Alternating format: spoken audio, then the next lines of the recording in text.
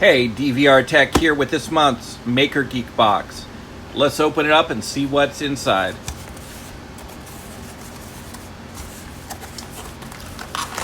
So this month we have Dark as Night Black. Let's take a look at that. So that's just a very true black filament. It's kind of cool. Okay.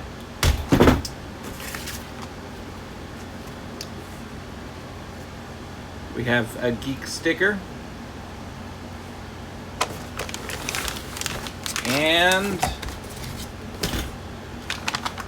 lastly, we have Charlie Brown. So this is kind of, I would almost call it a chocolate color. There you have it. And that's the end of the box for this month. So I guess there is not any cool project in store for this month's Maker Geek box, but maybe next month. We'll see. Thanks for tuning in.